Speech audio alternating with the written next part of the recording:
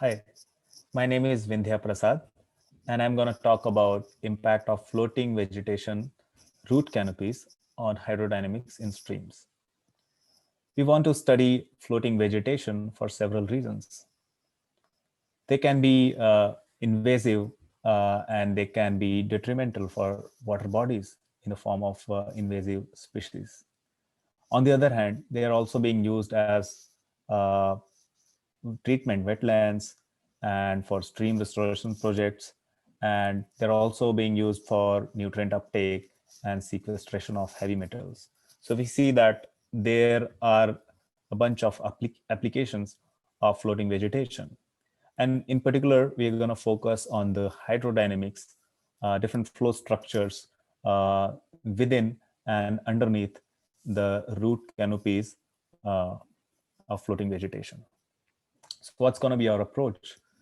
We have done some lab experiments to study the fluid dynamics within and underneath the root canopies.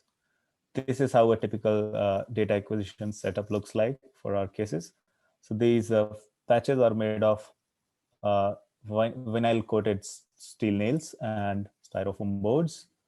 And we have acquired data for two different fields of view. The first one at the end zone, and the second one within the developed zone within the canopies. And the canopies are arranged in a staggered fashion. We have analyzed several cases, which are mainly comprised of 5 different arrangements.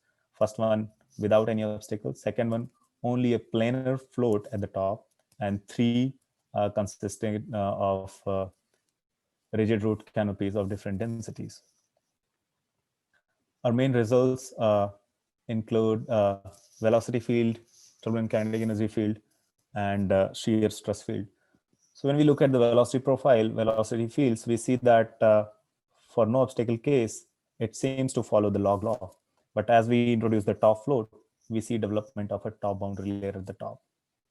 And as we introduce the canopies, the root canopies, we see the development of mixing layer. And mixing layer becomes more and more profound as we increase the density of the patch. For turbulent kinetic energy, on introducing the root canopies, we see the development of a region of high turbulent kinetic energy near the interface. And again, the turbulent kinetic energy increases as the density is increased. We see a very similar pattern for Reynolds shear stress as well. We also tried to look at the different turbulence scales present in the domain by using several tools.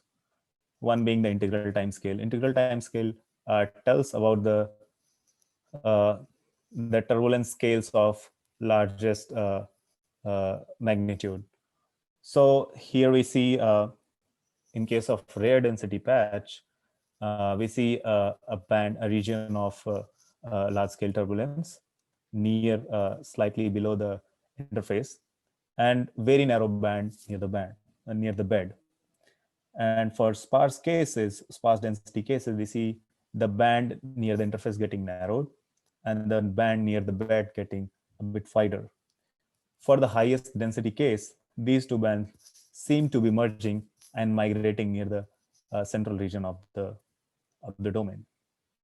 We also looked at the velocity spectra for only two cases, one where there's no obstacle and one in case of dense canopy patch. We see a consistently higher energy associated with a wide range of frequencies in case of dense canopy patch, which is very consistent with our previous results. Our main conclusions are that in case of planar top float, we see additional boundary layer at the top. In case of root canopies, we see mixing layer at the interface. We also see region of highest turbulence at the interface in case of canopies. And as we increase the density, the turbulence at the interface increases. And we also saw that flow depth has an impact. For case of constricted flow, we see the region of highest turbulent kinetic energy penetrating within the patches. Our future work is going to be focusing on end zone as well. So far, we only talked about the developed zone. We're also going to incorporate the drag analysis using the load cell data. And in the next phase, we are also going to work on patches made of flexible plants, which are a better representative of real world plants. Thank you very much for your patience.